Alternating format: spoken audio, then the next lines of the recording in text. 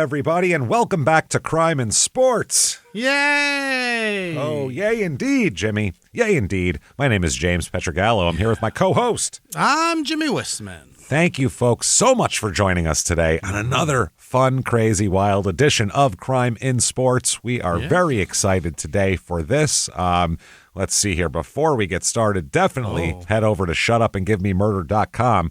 Get yourself, number one, all the merchandise you could possibly want, anything from skateboards to coffee cups. And while you're there, get yourself tickets for Small Town Murder live shows as well.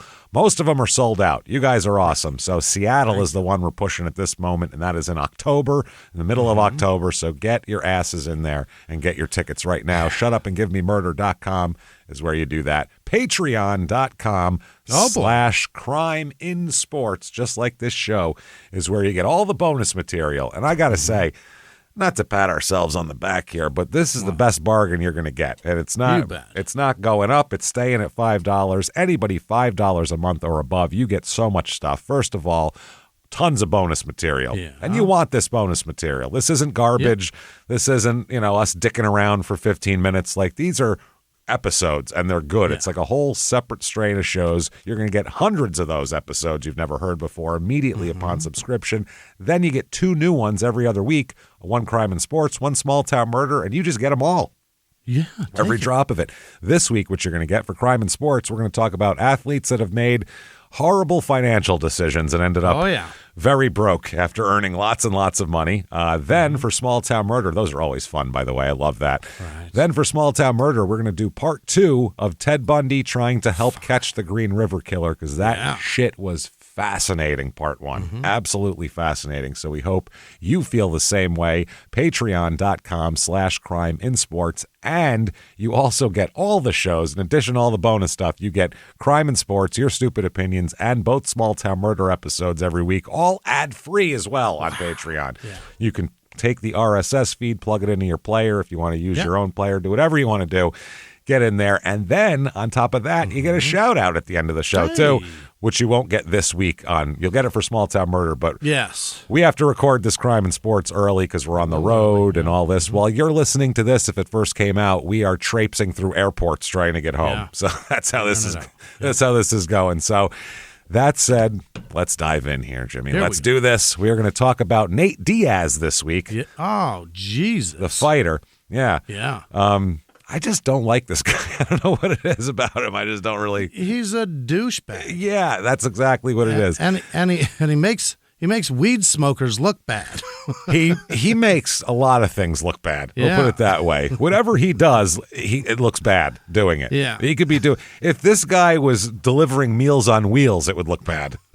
Here you go, old lady. Yeah. He could be fucking just teaching children how to fucking paint with watercolors, and it would look bad.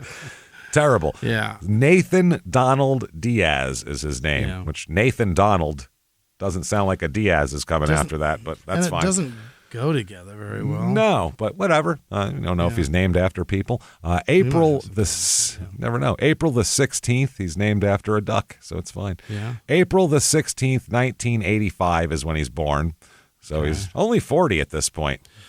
Yeah, young, ugly man. Feels like he's really been through the fucking mill, man. I've been hearing about this guy for a long time being a dick. He makes headlines by being a dickhead. Yeah. He's got an ugly face. He's got a glass jaw. He bleeds fast. He just sucks. I don't like him as a fighter either. No. He's 6 feet tall, 170 later on. He'll be a welterweight and a lightweight. He is a southpaw, so that's one thing that gets him, a little bit of something here. He's got a lot of fights, too. We'll talk about all of that. Here he's got a brother named Nick as well, who also does the same shit here. And now, his mother's name is Melissa. His father's name is Robert. And he's got a brother named Nick and a sister named Nina. So Nate, Nick, and Nina are the kids. Yes. I think his mother's super white and his dad's Mexican. That's how this works. Yeah, his mom's maiden name was Womble, which is not Mexican. Melissa Womble. Womble, which sounds like something you do when you're really drunk.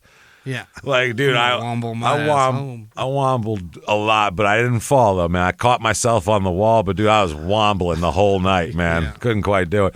Weevils womble, but they don't fall They down. do not fall down. So he's raised in Stockton, California. That's where he's born. Nice place. Stockton, lovely. Lovely this time of year. Yeah. He grew up in a little one-story house in Lodi, just north of Stockton. Jesus. Which is also, again... No wonder he's pissed off. Yeah, it's all shit. It's so hot. He's like, it's so fucking hot. This place sucks, Mom. It's so hot, I want to get ugly and punch people. That's how hot it is. Do you understand how hot I am? Yeah. He lived with his mother, his older brother, and his sister. Father not around much at all here. Yeah, his mother worked a shitload of jobs. Dad didn't really, help out much. So all right. It's his mom working multiple jobs and him and his brother getting into martial arts when he was about 11 years old. Wow. Now, he, by the way, describes, I saw him do an interview recently, some fucking video podcast of, I don't remember who the fuck it was, one of these athletes that has a podcast. Yeah. It's one thing for every comedian on earth to have a podcast where they just sit around and talk to other comedians that have just been on everybody else's podcast, but it's another thing for every athlete who, guess what, their number one forte ain't talking. Let me tell you that much. Yeah. Having their own podcast. A few of them are really good, but... Yeah. Even Shannon Sharp is not a great orator. No. Well, he's not a great interviewer, is what it is. No, I think that's the problem. Yeah. He just seems so phony when he talks. Well, generally, people who want to be the center of attention aren't good at listening and aren't curious about others, which is also why comedians aren't great sometimes. Yeah. And he's a lot of fun to impersonate. He is. Oh, yeah, obviously. God, and I loved him as a player, but boy, does he suck as a talker. Comedians are bad listeners, but sometimes you get really lazy comedians that look at this as a way that I don't have to do much right now. Right. And then they seem like good listeners because they're being lazy and don't have to do shit. Because that's how that goes. So he says, anyway, that this one interview I saw, he was talking about his first fight he ever got into. Yeah. And it was in school. Yeah, and somebody was was messing with him and whatever the fuck it was. And he said, so I told him at, 3:00 at the park, we're going to fight. Yeah, right. And he said, so everybody was talking about that all day. And then he goes, which is what happened at school when there's a fight that's going to happen. That's all everybody talks about. That's your promo. Yeah. Oh, that's everything. So he said, then, come the end of the day, I go to the park and there's like 100 people walking with me and all this, behind me and everything. He goes, so I was headlining the park when I was a little kid. It's like, he said headlining. Headlining the park is what he said when I was a little kid. It's like that's because children enjoy watching other children beat the shit out of other children. That's what it is. Headlining. You're headlining. Right. An 8-year-old girl could be fighting a 9-year-old girl. There would be hundreds of people there. Show up. It doesn't matter. We just want to see a fight when we're kids. That's it. Ooh, somebody's breaking rules and doing shit. This is great. Yeah. He said that he hesitates to talk about him being from a rough neighborhood because he said he feels it's cliche. A cage fighter coming from a rough area. He said, but, the area did have an impact on his life. He said, quote, it's not necessarily we were sitting in the middle of violence. We were just very aware of everything. If someone was getting into it, there was a fight. You would see fights all the time. I'll go other places and nobody fights. Okay. Yeah, that's... I go to some places and people fight there. Then I go to other places, no fights. No fighting. Yeah. Crazy. Yeah, it's like you come from a shitty area. Yeah. Or the Northeast in general. Doesn't matter. Right. It could be a nice area. Likely where the fights were was probably the low-income neighborhoods because that's what they do there. Because they have to fight for some things sometimes. Then what the fuck is wrong with us in the Northeast then? Because kids just, it didn't matter what they were. Everybody was just fighting all the time. Is it we're just angrier? I don't understand it. But in the West Coast, Wappingers? Anywhere over here. All right. I'm just saying Wappingers fits the bill. Okay, it does. All right, that's fine. Yeah, where I'm from isn't exactly nice. I get that. You're picking it up. Yeah. You walk around and you go, I bet there's some fights around here. Yeah. I bet the kids fight a lot in school right here. This looks like shit. Oh, God, we did too. Oh, Jesus Christ. This place sucks. That's hilarious. I mean, where my kids were going to school, every fucking day, James, there's a fight. Today, in 2025, every single day at my son's old high school, there was a fight. That's why he switched schools, because he was just It's a Tired lot. of watching it all. And That's then too much. Also because he got cut from the basketball team. Didn't want to He's play. a little mad. Fuck this place.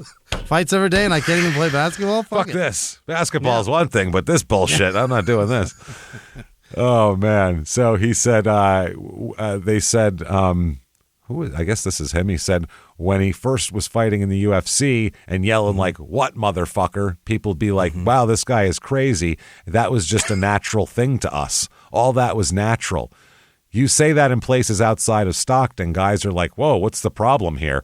We're like, aren't we fighting right now? Okay, interesting. So when Nate was about 13 and Nick was 11, that's when they began to fight here.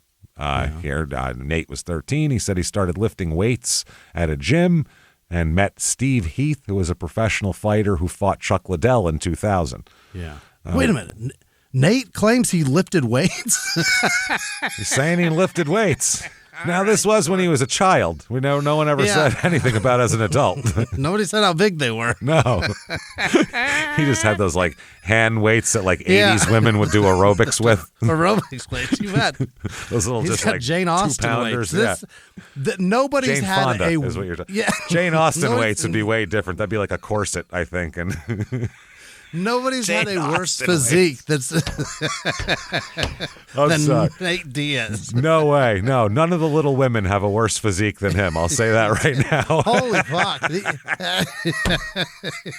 And I say that with 100% confidence that he would beat the living shit out of me. Oh, he for still sure. looks like a girl. Yeah. He's a professional fighter. He's a badass. None of us saying we kick his ass. Terrible but we're saying body. He has a terrible little lumpy body. It's fucking weird. It's hysterical. And I will say this about this episode, too. There's not a million arrests. There's no. He never fingered a kid or anything like that. Yeah, good There's for just him. some dumb stuff, and we get to make fun of him for a while. And it's a good transition between a murder last week with Dan Serafini, and we're starting a multi-part series next week. So Fantastic. Nate is going to be a good, fun fucking sorbet for us here. Yeah. A lumpy dipshit sorbet. Speaking of that, it looks like his body is filled with sorbet. That's what it looks like. He bleeds easy. And he's an easy bleeder too. So Nate worked as a cook at I guess Nick was training at the Animal House gym, and Nate worked as a cook at the restaurant next door. And eventually Nate started training with his brother Nick. That's how it worked. All right. Yeah. Now Nate is a good boxer. That's what he's naturally good at. But he fell in love with jiu-jitsu. I like this line in this article, quote, after he stopped going to high school. What the fuck does that mean? Just stopped going? Stopped, yeah. Didn't drop out, didn't get expelled, just stopped going. Treats it like Office Space. Yeah, he says he was a little antisocial. Now, I don't know if that means actually Sick in the antisocial head? or kind of how it's used in the vernacular. like Is, people. I don't like hanging out with people, which is not antisocial, but he was selling weed and basically just hung out with like the guys he smoked weed with. He had a little weed smoking circle, and that was it. Yeah. There was some chiropractor that he was in a jiu-jitsu deal with in training, and he made the chiropractor tap out. Oh. And this businessman wanted to know how Diaz choked him out. How'd you do that? I'm an adult. You're a child. How'd that work? Right. And he said that built confidence, choking out a chiropractor. Okay. They're known as the toughest of the quasi-medical professions. Yeah. He said, when I found jiu-jitsu, I knew at that time that a blue belt could take out anybody in the world. I was saying, dude, I'll choke out anybody. In the world? Could take out anybody. I still don't believe that at all. No. That's why He was probably in his teens? Yeah. Oh, well, he's and Mike thinking Tyson that, was, and Mike Tyson's at his peak. Oh, he would have Mike killed Tyson you. would have exploded your fucking head, you easy bleeding dummy. Well, anybody at that point. Let's say you go to like leg dive him. Well, he's going to punch your kidneys till you piss fucking blood, till you piss your kidneys through your dick hole. That's what's going to happen. That's how bad he's going to destroy them and break all of your ribs from the back. Yeah. You want that to happen? He wouldn't have been able to choke out Lennox Lewis. You wouldn't have gotten near him. Well, no, he's also 6'5". He would have had to climb him, right, to get to his neck. He had a reach of like 48 inches. Yeah, yeah, maybe bigger. Maybe he means in his weight class, possibly in his weight class. All right. But, I mean, Evander Holyfield, that's what he's 170. Evander Holyfield fought as a cruiserweight for a while before he was the heavyweight champ. Could you have beaten him? Probably not. Right. I bet he'd punch you before you got to him. I guessed 46, 84 inches. He has a reach of 84 inches? That's a big reach for a guy who's 6 feet tall. How the fuck is that possible? Am I just putting that together right now that's insane? That's a huge reach, man. That's 8 feet. Dude, 7? Wow. I was saying, dude, I'll choke out anybody. Not Lennox Lewis, I guarantee it. I guarantee it. Even today. Yeah, probably. He'd probably just throw you. Damn. He's so big. So he said Nick had mats, a weight bench, and a TV he would watch old fights on in his bedroom. People would come over to challenge Nick to a fight, and he would say, if you tap out my brother, I'll roll with you. Well, that's nice. I get to be your... Yeah. Great. He said Nick would come in my room and wake me up. I'm this skinny 15-year-old kid, and he'd say, roll with this guy quick. I'd go in his room and choke these guys out, and if anybody could choke me out, the first thing I'd say was, all right, now let's box. Uh-huh. Okay. You get the best of me of the thing that I said I can choke anybody out. Yeah, but now we can throw box. Hands with now me. We'll throw hands. So the little weird thing about Nick, by the way, before he became a pro MMA fighter here, Nick's girlfriend, Stephanie, killed herself by walking out in front of traffic. Oh, my God. Jesus Christ. What did you do to that girl, Nick? You broke her brain, bro. That is fucked up. Wow.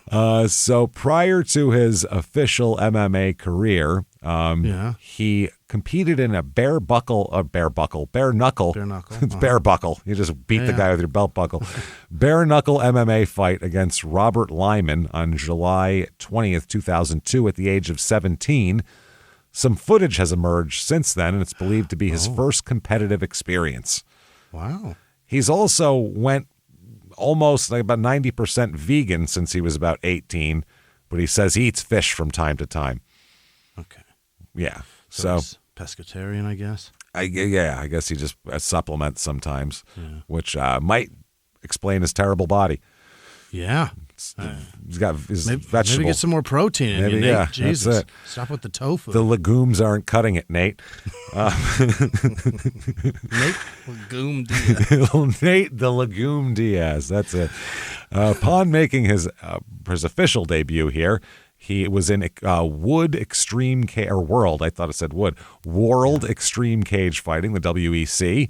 At the WEC 24, he fought for the WEC Light Heavyweight Championship against Hermes Franca, who we've done an episode about, by the way. And he, I guess, lost that by submission in the second round, apparently. Well, looks like you can't choke anybody out. Not anybody, not Nate, that guy. Not Hermes Franca.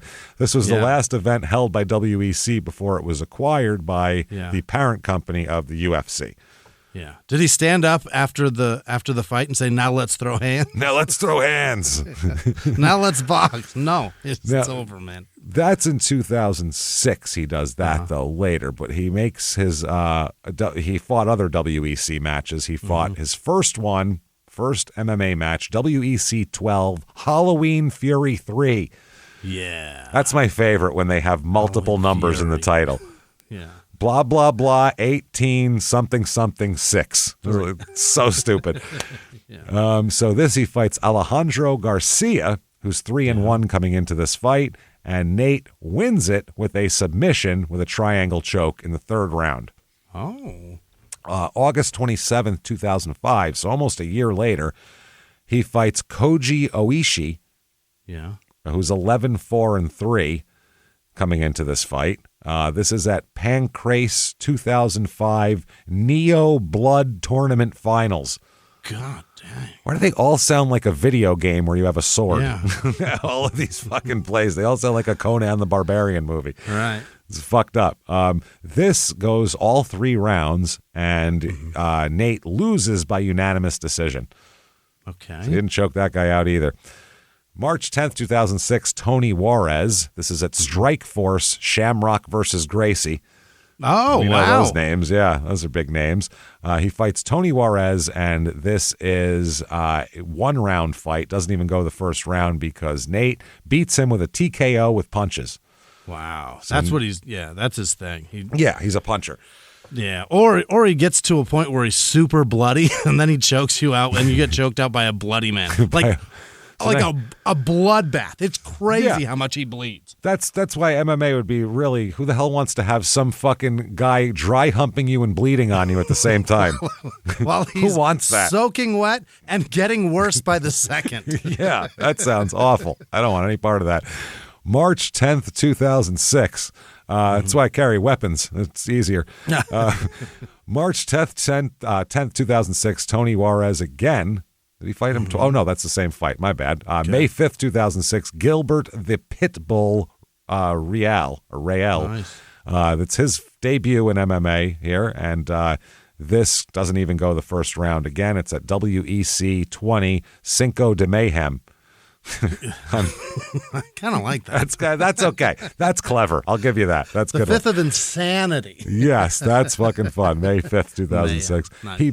He beats this guy by TKO with punches again, so he's 3-1 now, Nate. He's doing great. June 15th, 2006, Joe Hurley he fights. Sounds like a truck driver. He's 11-4 coming in. This is at WEC 21, tap out. There it is. And Nate taps him out. Submission with the triangle choke in the second round at 2 minutes and 3 seconds. It's probably 2006. sponsored by Tap Out. Yeah, probably It is. It was WEC 21 tap out. Uh-huh. Yeah, I was sure that was the sponsor. August 12th, 2006. So a couple months later, Dennis the Piranha Davis. Right. Should have went with alliteration, something with a D. Flesh-eating fish. Here he comes. Yeah, should have went with something with a D, right? Mm-hmm. You'd hope so. Dennis Davis, I would think, but no, he goes Piranha. Oh, well, he's been hitting the head a lot. We'll give him a break. Yeah. 11-4 coming into this fight. This is at WC1 Warrior Cup 1. Yeah. Dennis Davis. And Nate wins this fight with a submission with a key lock and at 2 minutes in the first round. So that was really quick. Then there is the WEC 24 full force Hermes Franca fight that we talked about here. This one, he loses by submission with an arm bar in the second round. So he has to give that up. Nate's 5-2. Mm-hmm. Now, he is a contestant on The Ultimate Fighter 5. This is what did it for him. This is what made him famous, because he was an insane person, which exclusively featured lightweights. Yeah. And in the preliminary round, he defeated Rob Emerson by submission with a rear naked choke in the second round here. And these don't count. These are like exhibition fights. Shit. Yeah. In the quarterfinals, too, he's going to beat Corey the Real Deal Hill with a triangle choke again. So first round also. Yeah. In the semifinals, he beat Gray Maynard by submission. Gray the Bully Maynard. And this is a guillotine choke in the second round. Mm-hmm. In the finals here, he is, he had the guy he's fighting here, Manny Gambarian, dislocated his right shoulder. Oh, dang, during the fight? During the fight. He fucked it up. Yeah, I guess as he was trying to do a takedown, fucked it up, like ripped his shoulder out. So this guy was 6-1 coming in, but he ends up tapping out in the second round. They call it a TKO by shoulder injury. So he had to stop. And if you don't know, The Ultimate Fighter is old UFC guys. Like having teams. Coaching. Yeah, and each one has a team, and then it whittles down. It's a game show with fucking pain. Yeah. And eventually who are the teams this year? Do you know? Team Penn was one. That's BJ Penn. That was not the one. He was on Team Pulver. Oh, we'll talk about BJ. Yeah. He's a lunatic. We did an update on him. For a Patreon, and he is currently fucking Looney Tunes as they get. So he fought against the other guy that with dislocated shoulder was BJ Penn's fighter. Yeah, Pulver was that team. Okay. Team Pulver, whoever that is. So he fought for Pulver. Yeah, he fought for Pulver here. He wins the Ultimate Fighter 5, Diaz does, and the fight earned him a $50,000 Knockout of the Night award. Dang. Even though the guy hurt his shoulder, so I don't know how that works. Didn't knock anybody out. The guy hurt himself. Yeah. But that fight counts. He's 6-2. That counts as a real fight. Right. The championship fight is a professional fight. Okay. September 19th, 2007, Junior Asunkeo, 5-2 coming in. This is at UFC Fight Night 11, Thomas versus Florian. And Nate wins this fight in the first round with a guillotine choke submission. Here you go. January 23rd, 2008, Alvin Kid Robertson.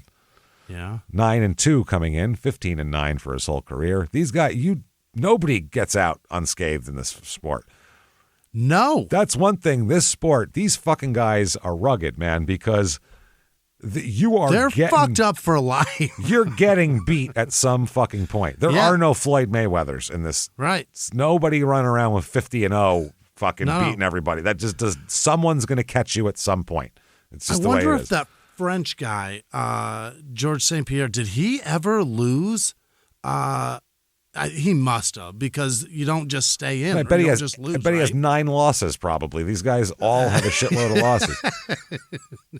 He has 1 loss. 1 loss. Wait, I take it back. 2. 2. Well, that's good. He was the best fighter pound for pound that they ever saw, and he only fought 28 fights. So he got out of there smartly. On your body. Yeah. Oh God, yeah. He was so fucking good though. This is brutal. This guy's 9-2 coming into the fight, 15-9 for his career. This Alvin Robertson, UFC Fight Night 12, Swick versus Berkman, and it's a triangle choke submission in the first round. For this fight earned him a $40,000 Submission of the Night award. All right, he's really getting. That's why he's got an ego about himself. Yeah. He's getting after fighting and winning, and then they're telling him at the end of the night, your win was the best win out of everyone. Great, we love you. Yeah. He's a pompous little guy. I'll tell you that much. Oh boy, is he an arrogant piece of shit. He's so arrogant. At that point during his interview, he demanded tougher opponents. Oh, Nate. This is losers are fighting me. Pussies and losers. Yeah. Hey, everybody, just going to take a quick break from the show to tell you a little bit about Car Gurus. CarGurus.com? Absolutely. Buying a car can be difficult. It really can, unless you're using Car Gurus. I'm telling you, if you're looking to get a car, I would definitely try the Car Gurus right now. It's so much easier. It's just so much easier. You can get it all in one place. Making a big purchase should come with some confidence, not confusion. And usually buying a car is all confusion. Car Gurus helps you cut through the noise, showing you the best deals and in-depth vehicle details so you can feel confident about your purchase. Because when it comes to your big deal, you deserve the best. I'm telling you. Because car shopping feels like you're made to second guess yourself. You know what I mean? It's overwhelming. It's hard, so Car Gurus will connect you with a trusted dealership when you're ready, ensuring a transparent and hassle-free buying process. With over 4 million listings, Car Gurus has more car listings than any other major online automotive marketplace in the U.S., so you can find the best deal. Car Gurus gives you the control to shop how you want to shop with the tools, information, and data-driven deal ratings you need. It's no wonder SimilarWeb estimated traffic data shows Car Gurus is the #1 most visited car shopping site. Buy or sell your next car today with Car Gurus at CarGurus.com. Go to CarGurus.com to make sure your big deal is the best deal. That's CarGurus.com, CarGurus.com. Now back to the show. So April 2nd, 2008, Kurt Batman Pellegrino. God, these are the worst nicknames ever. Yeah. Unfortunately for these UFC fighters, it's not their fault. Boxers for the last century have taken all the good fighting nicknames. Really good ones, They've all taken them. So it's not your fault. There's not a lot left. Somebody has to be Batman at this point. And they've stolen so many good ones. A lot of these guys are not duplicating them. No, why not? Because what else are you going to do? Yep. Old Batman is 12-3 coming in, 16-7 for his career. Everybody loses some fights, man. Yeah. This is UFC Fight Night 13, and it's another triangle choke submission. So he has a certain thing that he likes to do. This is in the second round. As he locked up the choke, Diaz had time to flex for the crowd and throw up double middle fingers before Pellegrino submitted. Very funny. So he's a total asshole. He's flexing that non-muscular What are you body. flexing? This gave him. I got him a $20,000 sorbet-filled fucking body. He's flexing. $20,000 Fight of the Night award. Yeah. So he's 9-2. September 17th, 2008. Josh the Dentist Neer. Mm-hmm. Is that because he knocks teeth out? I don't know. Or he's maybe he's an actual dentist. We had a fucking. You get in there, you're like, I'm gonna fuck you up. He's like, I'm gonna fuck you up too. Then I'm gonna put a veneer on those bottom fucking row because I don't like the way 11 and 13 sit. I think your teeth could be beautiful. Let's check the points. No. So this is Fight Night 15, UFC Fight Night 15, Diaz versus Neer. This is the main event. It's named after them. Fight, yeah. Goes all 3 rounds, goes the whole deal here, the whole distance, and Nate wins by a split decision. Wow. That ought to calm him down. Chill him out a little bit, but that fight earned him a $30,000 Fight of the Night award. Nice. So he's 10-2. Next up, July 31st, 2009, Clay the Carpenter Guida, which he's probably a carpenter. That's why he's called. That's his day job. Yeah. He's 24-9 coming in, so he's fighting a lot. 38-25 for a career. Oh, that is a lot of MMA fights, man. Yeah. Wow. This is at UFC 94, St. Pierre versus Penn 2. Hell yeah. There you go. That's a good fight. This fight goes the whole distance again. Wow.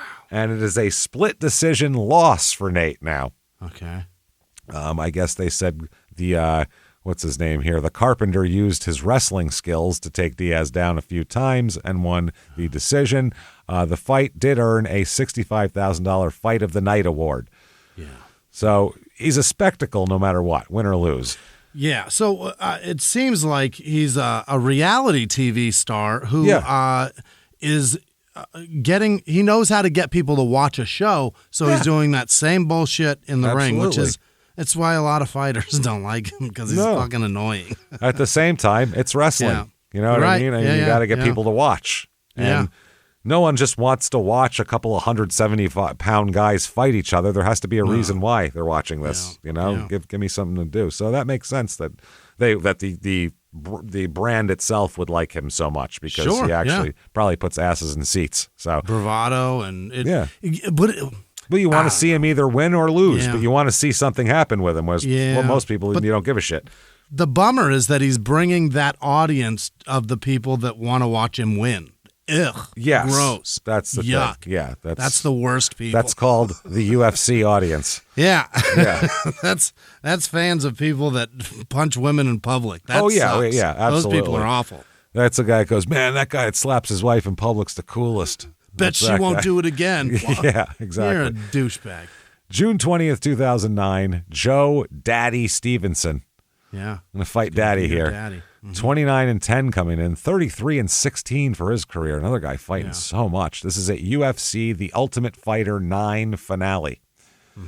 Okay, so this is goes the distance again, and this is a unanimous decision win for Stevenson. Sure. Nate loses again. They said Nate. Stevenson basically just took him down anytime he felt like it for 3 rounds. Just out-wrestled the shit out of him there.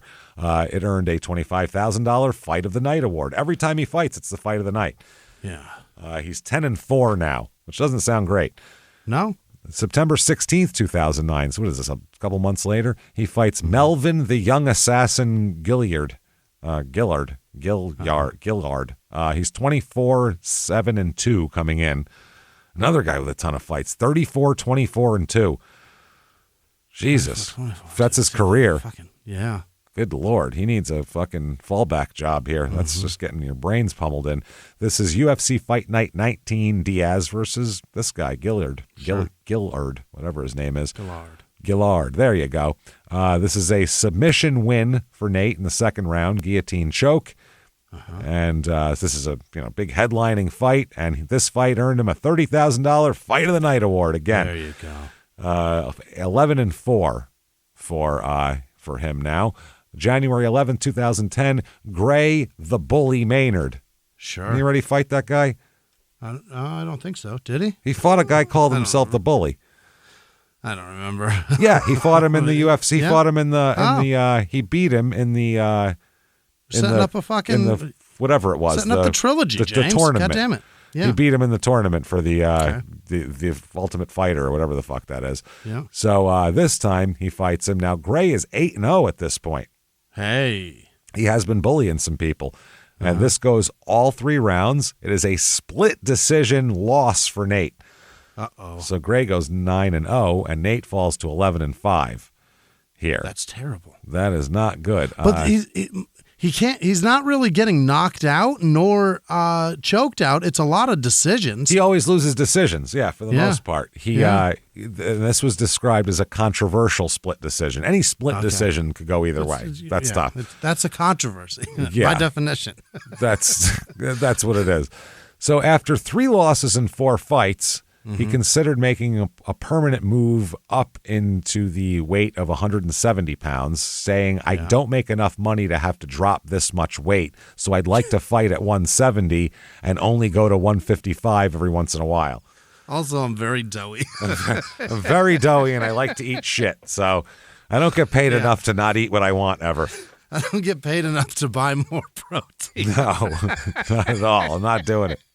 I'm just going to let myself get a little doughy and move on from there. So March 27, 2010, Rory Markham he fights, 16-5 coming in. This is UFC 111, St. Pierre versus Hardy. And this fight doesn't make it out of the first round as Nate wins by TKO with punches. Yeah. At the weigh-ins, Markham weighed 177, which is there, and Diaz weighed 171. Okay. So that's what they did. The fight was changed to a catchweight fight because the welterweight limit is 171, and Markham was above that. So they had to change it. So it wasn't even the highest you can be is 171? Yeah, so they had to change it to not a actual divisional fight of a weight class. Okay. So after he wins this, though, Diaz says he'll compete in both weight classes. Okay. Okay. August 28th, 2010, Marcus the Irish Hand Grenade Davis. Irish Hand Grenade. Wow. I thought that was our boxer from a few weeks back there, a couple months ago. Yeah, the Irish Hand Grenade is Eamon. Yeah, it's wobbly. It's not round, nor is it an egg shape. It just... Fucking Eamon would have been great at this. If he came later, if he was born 15, 20 years later, Eamon would have been amazing at this shit. This would have been his jam. Problem. So this is the hand grenade here, Marcus Davis. This fight goes into the 3rd round, almost toward the end. 3rd round with 4 minutes and 2 seconds into the 3rd round. Just about over. Nate pulls off a guillotine choke submission. Got him. So gets him. He's 13-5. Next up, January 1st, 2011, UFC 125 Resolution. He fights, Dong Hyun Kim. And I mean Dong, D-O-N-G. Yeah. Dong Hyun Kim, otherwise known as the stun gun. With a huge dong. With a gigantic dong. He's got to wear extra long shorts, this guy, just to keep it all in. He's 13-0-1 coming into this fight. Not too fucking shabby.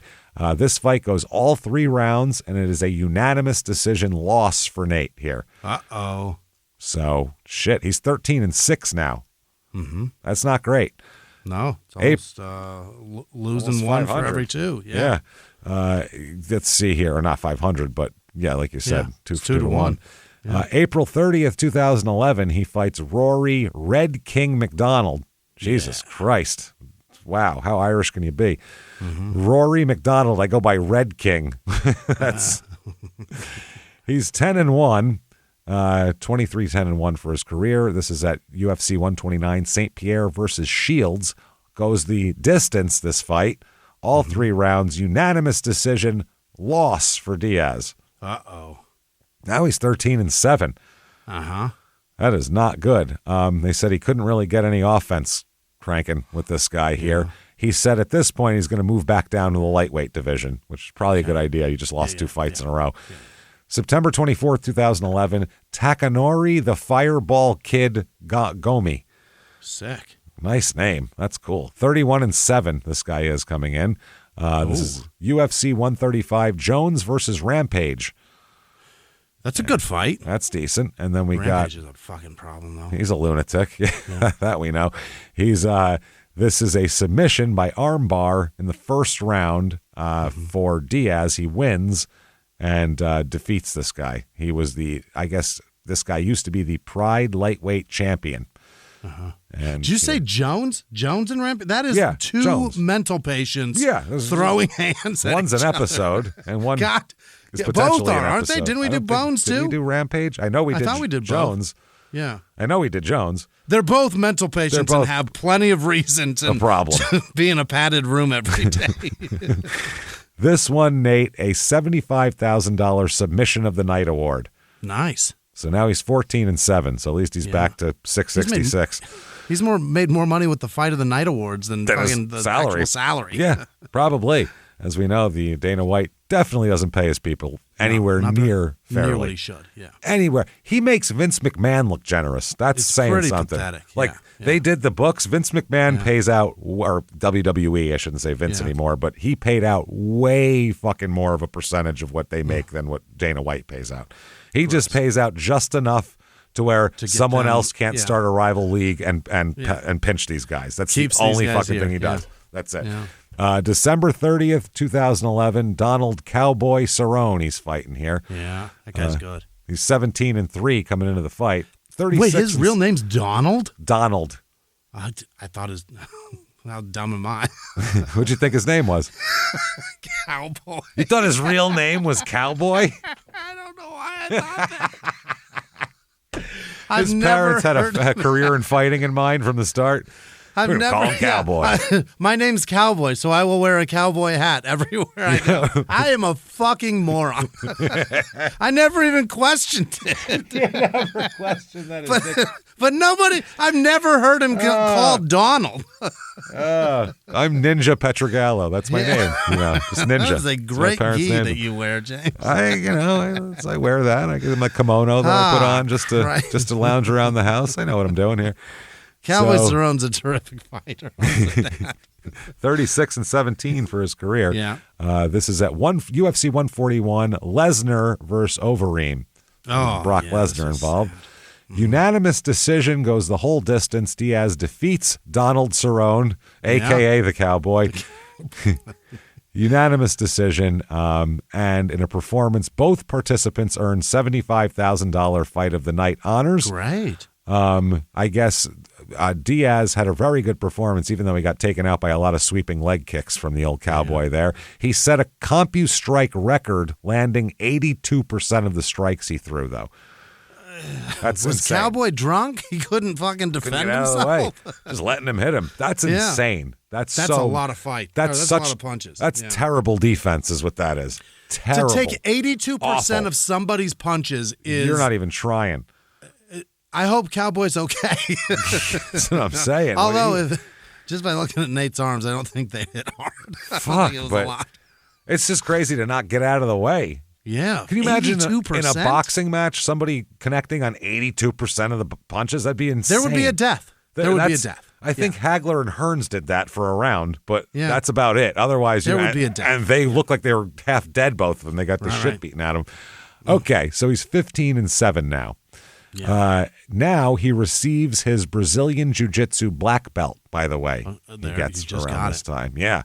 He was awarded his black belt a month before his fight with fellow black belt Jim Miller.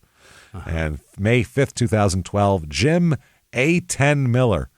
A10. Okay. A, the letter 10? A10. A-10. I don't know what that means. He's 21-3, though, coming in, so... Okay, kick your ass is what it means. Yeah, it means he'll beat the shit out of you. 38-19 for his career. God damn. This is UFC on Fox 3, Diaz versus Miller, and it only goes into the second round where Nate beats him with a guillotine choke submission. Okay. He outboxed him for the first 2 rounds, and then near the end of round 2, Miller went for a takedown, and Diaz countered him up, and that was that. This won him his 5th straight Submission of the Night bonus award for $65,000. Also, the first time that Miller had been submitted in a bout too. So not bad. He's 16-7. His belt is black. Yeah. He's feeling good. Let's say it right now. Grace. Let's say grace for Nate here. He's still on that on the up swing. Everything's good and everything's in his future right now. If he ends his career in, I don't know, 4 or 5 years and still has only this many losses, it's very impressive. It's not bad. Yeah, and he beat some impressive guys. He's doing well. December 8th, 2012, Benson Smooth Henderson, or Smooth Benson Henderson, whatever it is, 17-2. Coming into this fight, UFC on Fox 5, Henderson versus Diaz. This fight goes all 5 rounds. Now we're doing 5 rounds. And Diaz loses a unanimous decision. Oh. It was called a one-sided decision. And this was right after Nate signed an 8-fight contract with UFC, by the way. Okay. Yeah. So there's that. And this was a championship bout as well. I don't know what the championship is. Welterweight champion, maybe. He's 16-8 now. Just got his ass handed to him. Not good. April 20th, 2013, Josh the Punk Thompson, who's 19-5 coming into this fight. This is on UFC on Fox 7, Henderson versus Melendez. And this fight goes only into the second round, where Nate loses by TKO. It's the first time that's happened. Yeah. With head kick and punches. He must have been a bloody sopping Oh, mess. he must have been fucking just a puddle afterwards. Exploded. I guess Nate physically threw a towel into the octagon in an attempt to signal the referee to end the bout. Nick did, from his brother. Oh, his brother. His brother threw in the towel. This shit's over. Stop hitting my brother. Stop kicking him in the face, please. He's bled enough. Look at him. He's 16-9 now. God dang. Not a great record, It's man. falling apart. No. May 16th, 2003, the UFC suspends Nate Diaz indefinitely for derogatory tweets, which is hilarious because if he said this today, they would make him martyr? They would put him on their press conference saying it. Go and say that thing you said again. What did he say? But in 2013, even fucking Dana White was trying to not look like a piece of shit. But now you get extra credit for being a piece of shit. Well, I mean, now that his spectacle was on full display on New Year's Eve in public, you can't. You're gonna glass houses. You dumb bald fuck with your fucking diseases that you have, whatever they are. Whatever the fuck's going on. What does he have? Remember. Does he have Meniere's or does he I don't have? know. Fibromyalgia, whatever. I hope he has syphilis. I don't care. Fuck that guy. I fucking sure hate him. I'd like to see mesh is bad. I don't know. I'd like to see his whole bald head covered in chancres. Fuck that guy. So they suspend him for derogatory tweets that he wrote about bantamweight Brian Caraway on his Twitter account. What could you say today in a tweet that would get you suspended from the UFC? What would you say? You couldn't It'd say. have to be a threat of hurting somebody's family, right? I don't think that would work. I don't think Maybe not. I don't think because that could be considered showmanship. Mike Tyson said I want to eat his children. So yeah. You know what I'm saying? What Tweeting can it their be? address? I don't know. Literally, like footage of you murdering somebody. Would that get you? Maybe. I don't know. It would depend. If it's a woman, it would probably get you a promotion. But Maybe, yeah. Okay. What did he do? What did he say? He said he called Caraway, quote, and I'm going to use a word you might not like, but I don't know how else to fucking put it otherwise. Yeah. You'll understand why, because there's plenty of F words. He called him, quote, the biggest fag in the world. That's it? That would get Dana White would give him a pat on the back today if somebody tweeted that. He wouldn't give 2 fucks. It's a stupid thing to even write. Well, that's when we were like, this is before the biggest. Like what does that even mean? The biggest in the world. I mean, I don't even fucking know. It's I don't stupid. even know what he's trying to say. It's very immature. It's just childish, but it's just dumb. It's just dumb. But yeah, he gets suspended for that. So the UFC said, we're very disappointed by Nate Diaz's comments, which are in no way reflective of our organization. I hear guys now saying crazy, fucking insane Nazi shit in public, and they're fine. So they don't have any standards in now. The world, I don't even. I don't. I obviously the word is stupid. It's a dumb insult. But I don't It just sounds like a 12-year-old said it. Yeah, I don't even get it. It doesn't make any sense. It's stupid. just dumb. So Was he drunk? who knows? Drunk on vegan food. That's the words of a drunk man. They said he's currently suspended pending an internal investigation, and we will provide further comment once the matter has been decided. Diaz's manager, Mike Kogan, declined to speak with ESPN until he spoke with the UFC. He posted 2 entries on his Twitter account sympathizing with lightweight Pat Healy, who recently forfeited $130,000 in bonus money after testing positive for marijuana following a submission win over Jim Miller at UFC 159. The $65,000 bonus he received for submission of the night was awarded to Caraway, who finished Johnny Bedford with a guillotine choke. In an interview since, Caraway stated he is against the use of marijuana completely. Okay. Diaz's full post read, I feel bad for Pat Healy that they took an innocent man's money, and I think the guy who took the money is the biggest fag in the world. Oh, boy. You should have called Dana White that then, because he gave him the money. That guy didn't say take his money and give it to me. Right. But he didn't say that about Dana White, who's the guy who decides where the money goes. Because it's his boss, yeah. Because it's his boss. He chose to somehow go that direction. Target his anger another way, yeah. Which is so fucking stupid. And by the way, let's be fucking realistic here. Marijuana is certainly not a performance-enhancing drug in the world of fighting. Especially not in the world of fighting. You should get, and I know it's an old hacky thing when the guy got caught snowboarding. He should get extra credit. You should get extra credit for that. For that, yeah. For beating a man up while you're stoned?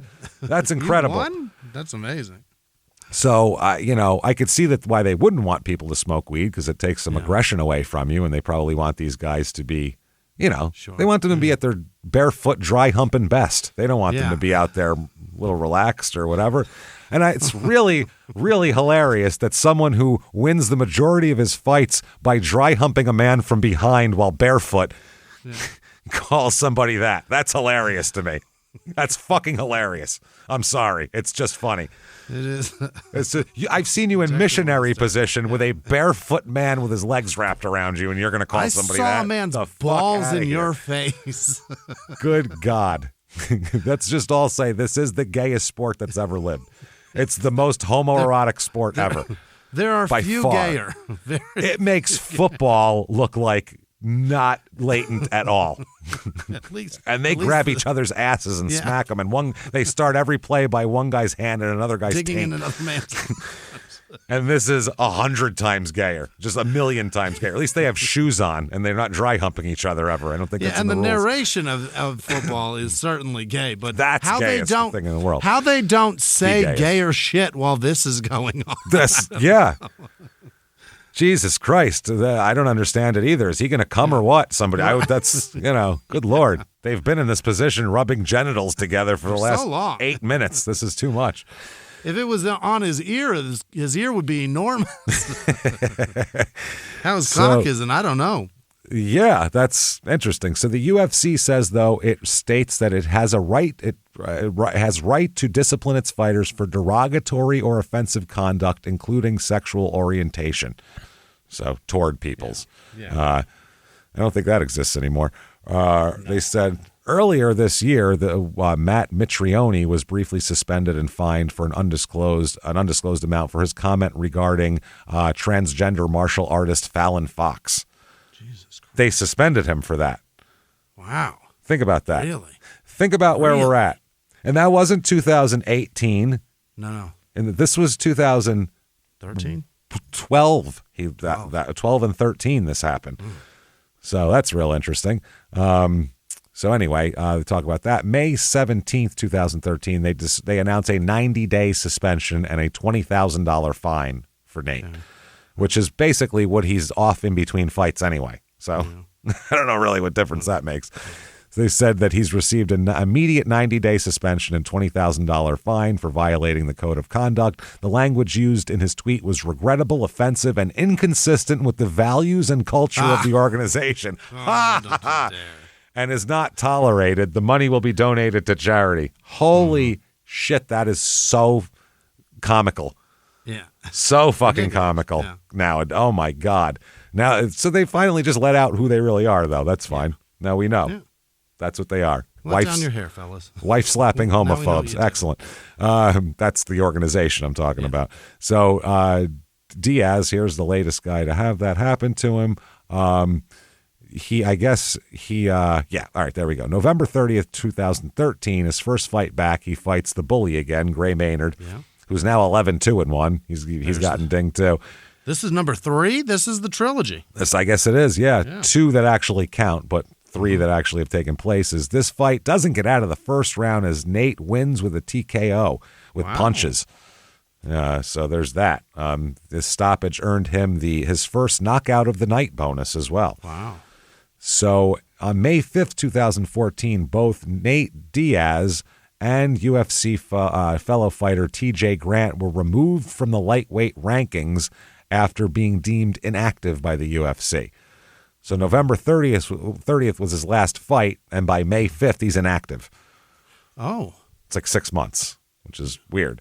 Wait, when was his last fight? May? And no, his last fight was November 30th, 2013, okay. And this is May 5th, 2014. So not even. 6 months and he's inactive? It's actually December, January, February, March. It's actually 4 months. Oh, April, 5 months. Yeah. 5 months. So that makes, does that make him just not a UFC fighter anymore? It makes him not in the rankings of lightweights or whatever. Okay. So he has to climb the ranks again, basically. Okay. Puts him back at 1. Hey, everybody, just going to tell you about a better way to be on the internet with Surfshark. Surfshark.com. Absolutely. Every time you go online, your data's being tracked. What you click, what you search, what you stream, that's scary. Mm-hmm. It's all up for grabs unless you do something about it, and now you can enter Surfshark. Yes. That's how you do it. That's why I started using Surfshark VPN. It encrypts everything I do online, so snoopers, trackers, or even sketchy coffee shop Wi-Fi hackers, wherever, the airport, they can't see what we're up to. I'm telling you now. It also, you get geo-blocked content. How cool is that? You can get content that's not in your area. You want to watch your favorite British murder mystery while you're on holiday in Bali? You got it. Done. Switch your location with a click, and boom, you are home again. It is awesome. And on top of that, one account secures all my devices, laptop, phone, tablet, even your smart TV. No juggling, no subscriptions. One click and you are done. And on top of that, Surfshark Search. It's like Google but private. No creepy autofill based on your past searches. You actually can feel anonymous. Secure your privacy with Surfshark. Go to surfshark.com/crime and sports and use the code crime and sports at checkout for 4 extra months of Surfshark. That's surfshark.com/crime and sports and the code crime and sports. Risk-free 30-day money-back guarantee. Try it now before your fridge starts recommending conspiracy documentaries. Now back to the show. December 13th, 2014, Rafael dos Anjos, 22-7 coming into this fight. This is at UFC on Fox 13, Dos Santos versus Miocic? I don't know. This goes all 3 rounds, unanimous decision, loss for Nate. We do know he loses here. He returned from what they called a self-imposed hiatus here, and he missed weight, by the way. He came in at 160.6 pounds, so he was really cutting down. He was given additional time to cut down to the 155.2 that he had to be. However, he was still fined 20% of his purse. Yes, they said Diaz seemed unmotivated and annoyed for most of the fight and lost a one-sided fight via unanimous decision. Because he was fat and out of shape. Because he's fat and full of sorbet. December 19th, 2015, Michael the Menace Johnson, 16-9 coming in. This is a unanimous decision win for Nate here. Doing well. He wins this, and he also gives a pretty big interview after the fight. Oh. He calls out Conor McGregor. May as well. By saying, quote, "You're taking everything I work for, motherfucker. I'm a fight your fucking ass on live broadcast television on Fox." Oh my God, you dummy. Stupid idiot. Yeah. Both participants were awarded $50,000 fight of the night honors. So he's 18-10 now. Live TV. Live TV. I'm going to fight your fucking ass? Okay. I'm going to fight your fucking ass. Okay, now March 5th, 2016, Conor McGregor's supposed to fight Rafael Dos Anjos, but he's injured, so Nate Diaz is tapped to fight Conor instead. Oh, this is not going to be good for Nate. Well, this is so bad. We'll see. He had 11 days notice, Nate, by the way, to do this. The fight took place at the welterweight due to lack of any time to be able to cut weight because they told him a fucking week, 11 days in advance. So Conor McGregor, 19-2 coming into this fight, UFC 196. Second round, Nate wins with a rear naked choke submission. Oh, he got him. Okay. Yep. I can see that. That gave him his 9th submission victory in the UFC, tied for second most all-time. Wow. Behind one of the Gracie boys there. Both fighters were awarded Fight of the Night honors, and Diaz was awarded with a Performance of the Night bonus. All total, he made a bonus of $100,000 that night. So 19-10 here. August 16th, 2016, there is an article on him, How Nate Diaz Fought His Way from Stockton to UFC Royalty. Oh, man. Said his older brother, they talked about, they said it might sound like an obvious lesson, one that doesn't require growing up in Stockton to figure out, but he was told always be all in, or always be all the way in when it comes to fights. Don't be half out of a fight.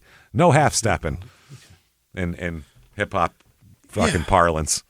Be all the way in, obviously. Who would take a fight where somebody's going to pound your fucking face in and only do it halfway? That's dumb. You're going to lose a lot. Can't do that. Nobody's ever done that. No. Nate refers to it as kill or be killed state of mind. Right. Yeah, I would say. Nate says, I'm going to give him in their own words for this one because there's a lot of fucking dipshittery going on. You don't want to do. I'm going to fight your fucking ass, motherfucker. That's only one sentence. That's a lot to edit to get one sentence in. But in their own words, quote, I've been a lot more real than other fighters. I'm putting my middle finger up saying, fuck you. And they're sitting there like we're not even fighting. No, we are fighting. And this will remind you of that real quick. These other guys are trying to make this a sport, but I'm just trying to keep it real with what the hell is going on. I don't ask my mom to watch fights or my girlfriend, my friends, nobody. If anybody wants to watch, they can watch, but don't get offended when I get ugly. You're always ugly, Nate. This is not an attractive sport. It's not like, oh, my grandson does MMA. Don't tell people that. You might disappoint a lot of people you're trying to impress. Okay. And then he says, I'm flipping people off because I'm. What is fuck that? you. We're fighting. Yeah. He said, I'm all the way, and they're punching you. So what's the difference? Yeah. It works both ways. Man, they're fighting too. Yeah. I'm all the way in this fight game. I'm not 1 foot in, 1 foot out. I'm not here to impress people. I'm here to get mine, get ahead, and do what I've got to do. Says the game show contestant. Jesus, that's what it sounds like. I mean, he's a contestant on a game show. Yeah, that's what he was. So, he made out well with it. So, yeah, they said he went from, in the span of a little bit of time, he went from kind of a low guy on the totem pole to building his way up, and now he's a big fucking star. Okay. Diaz says, if anybody sees what I've done and doesn't think it's brilliant, then they just don't like the way I look or the way I fight or talk, but that's what fucking sells. Brilliant. He thinks he's brilliant. Jesus Christ. Wow. That's funny. They said that that's interesting. They said historically, they talk about Stockton a little bit in this article, and they said during one contract negotiation, Diaz remembers sitting in the lobby, sipping water while something as significant as a multi-year deal was being discussed. He said, it took me a second to come out of soldier mode. What's smart? What's better for me? What's really going on here? I kind of woke up and I was like, hold up, what have I been doing? It just continued from wherever it had first started. Me being down to fight anybody being told to fight whoever, no questions asked. I never asked a question before. It was fight that guy, okay? That guy, okay. It was a psycho-militant lifestyle. Okay, So he's saying he had a conversation with somebody as important as the future of his life, and halfway in the conversation he said, what's going on? You have brain damage. That's that is called brain damage when you don't know Hold up. What am I conversation doing? you just Why am I here? How did I get here? Did you give me Who a am ride I? here? Is this what? What am I drinking? What is this? Clear stuff? Holy Water? What's shit. happening? He just admitted that halfway through a very important conversation, he had no idea what's going on. No idea where he was. Never mind what's going on. Where the fuck he was. Oh, man. He said that that led to a realization for him in 2014. After he signed the long-term deal, he asked for a release from the promotion, he said. Oh. UFC President Dana White responded by telling him to get back to work. And then they dropped him from his official fighter rankings, citing a refusal to accept bouts. Yeah. So they talk about that. They say that in an uninspired performance, Diaz missed weight. This is at the Rafael Dos Anjos fight. And he said that he lost badly to him in a 3-round fight. The UFC does not disclose information on fighter pay, because it's embarrassing. Yeah, because we'll look like dicks. You should be fucking ashamed of yourself. And so the exact earnings for all athletes is largely unknown, but Diaz's reported fight purse to the Athletic Commission, so that's what he's getting paid, was $16,000. What? You're telling me a Nate You Diaz paid him a fight Toyota Tercel? in 1994, yeah. Oh, my God. You couldn't get a fucking anything for 16 grand now. 16 grand. That is disturbingly low. Embarrassing. Yeah. Diaz brings in eyeballs. He does. Yeah. $16,000. I'd love to see what Dana White made that night, or what the company made that night, whatever you want to put it. It's ridiculous. At a post-fight press conference, Dana White said that Diaz needed to get his head together or retire. And Diaz said, at first, I just flipped out. I started looking at numbers, and I was like, whoa, you guys are making this much? That guy's making this money? The company is bringing in this much? It's time to get paid. I spoke right up. Over time, I realized, wow, I need to get some leverage. Yeah. Okay.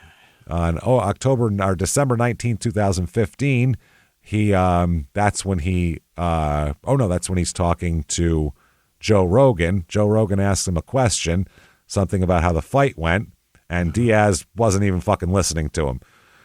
He said he looked up at his own image playing on the monitors, scowled, and then started cursing and fucking yelling and screaming. Conor McGregor, you're taking everything I work for, motherfucker. I'm going to kick your fucking ass, all that shit. So what's the real money fight? It's me. You know what the real fight is. So that's when that all happened. When they say afterwards, after he beat McGregor, he said, "I'm not surprised, motherfuckers. I'm not surprised." That's what he said afterwards in the ring too. Yeah, that's interesting. The words "I'm not surprised" accompanying a towering description of Diaz flexing, very impressive. Why does it make me laugh every time? Because it's funny. Now in the form of a mural. It's like an 8-year-old when his mom goes, "Show him, baby. Show him your muscles." I did it. In the form of a mural on the side of a building in downtown Stockton. They put some muscle lines on there, though. You know what I mean? Oh, they did, and they don't exist. Oh, Christ. So they said in May, Dana White and the former UFC CEO, Lorenzo Fertitta, flew to Stockton to negotiate terms for a big rematch against Conor McGregor, but shit didn't go well. No? The UFC felt the deal should have already been in place because the sides had previously agreed to a rematch to headline UFC 200 in July. Right. But after the UFC pulled the fight in the midst of a public spat with McGregor, Diaz circled back to the negotiating table with a higher number in mind. Yeah. Well, now we're starting from scratch again. You canceled it. And That's also, you pulled the guy who you say is the money guy. Now whoever you're putting in is against me. I'm clearly the money guy. Fucking pay me. That's right. Or also, if you want me to fight him again, guess what? Now it's going to cost you more because now you made me wait. So, fuck yeah. As ugly as he is and as lack of muscles as he has, he's smart. Right. Fuck that. Yeah. Anybody who motherfucks Dana White is right. That's the thing. Because he's actively got his hand in your pocket while he's got his dick in somebody's ass and his hand on somebody's wife's face and all this shit. Wife. Yeah. You're always right if you go against Dana White. You're just always right. So he signed a new contract 2 weeks later for the rematch. Terms were not disclosed, but it's a big deal. Yeah. And Nate said, "This is long overdue." You know what I'm saying? He said, "And it goes by the moment. Who knows what's going to happen after this fight? What happens if I get murked? Murked? What? That Conor McGregor's going to murder you in the ring? What are you, out of your mind? What if he comes to the ring and shoots me in the face? Yeah, what if he comes in and cuts my throat? Then what am I going to? I'll bleed even more than I usually bleed. Then I don't think you have anything to worry about, man. You're going to die. Yeah.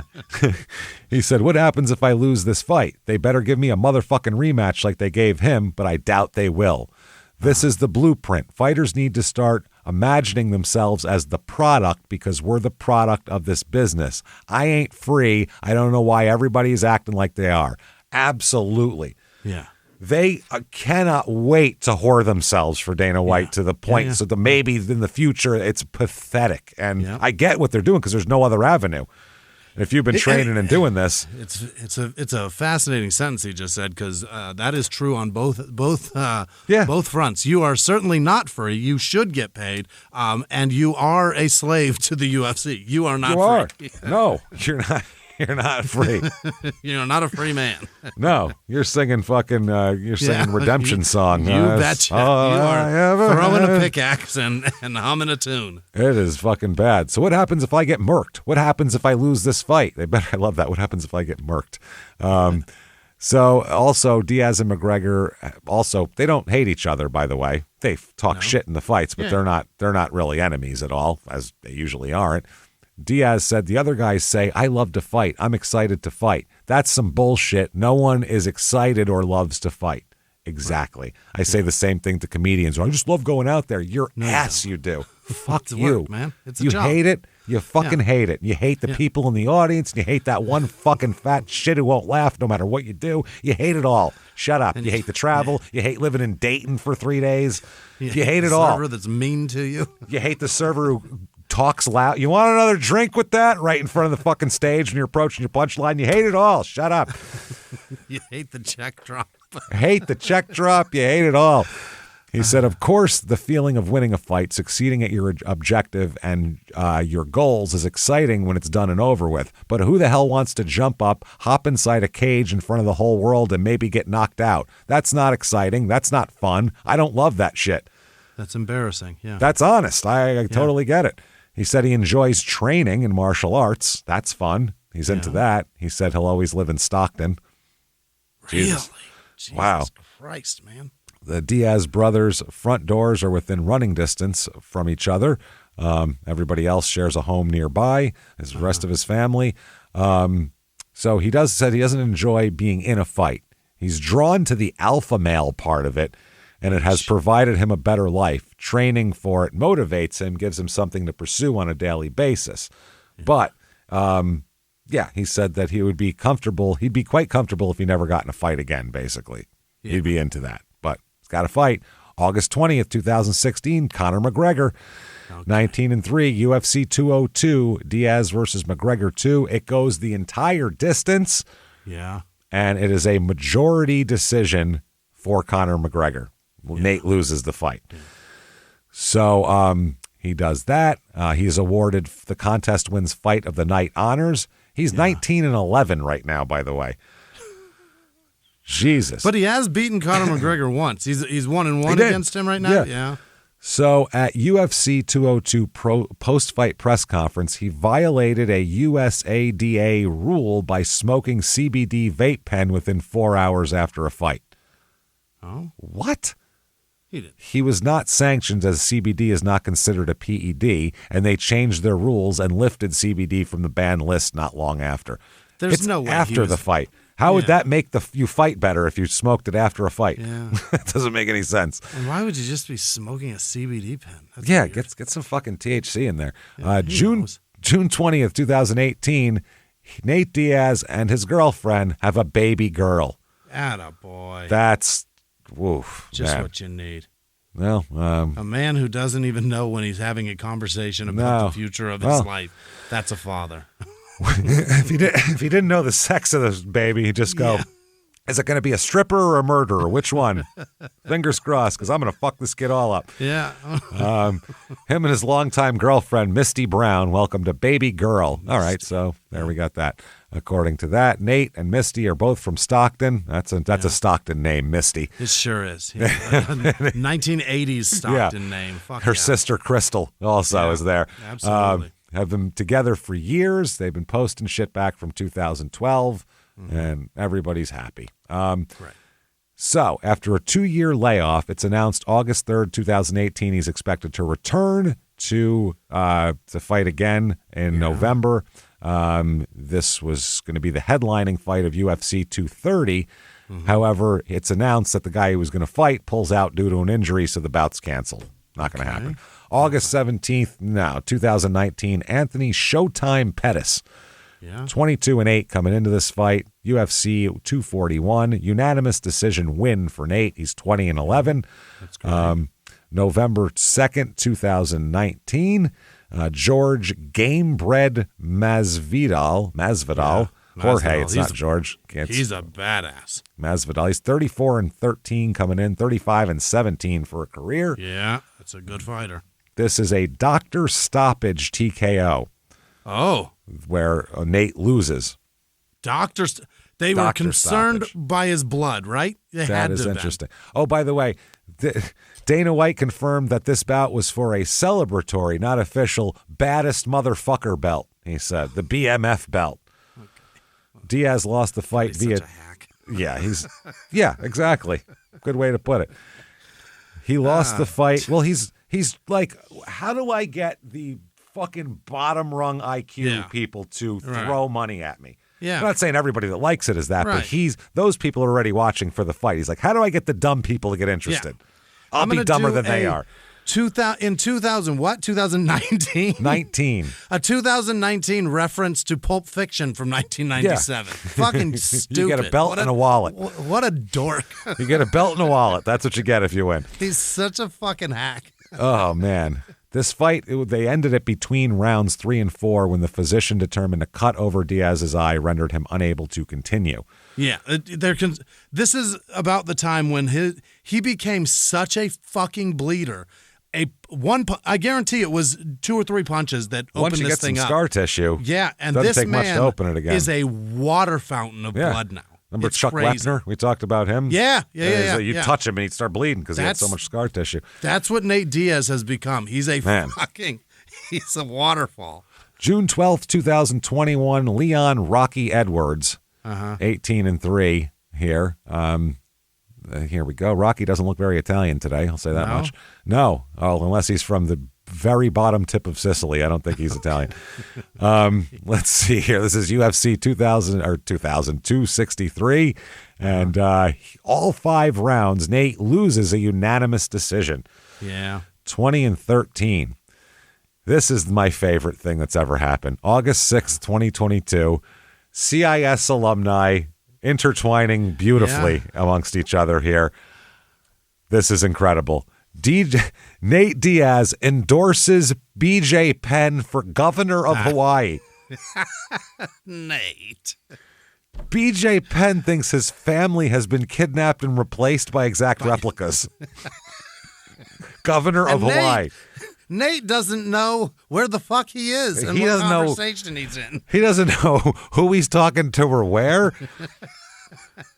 And this guy thinks that Nate isn't even Nate. So what are we talking about here?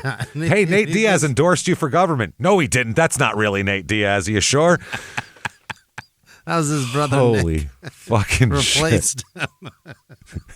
Oh, man.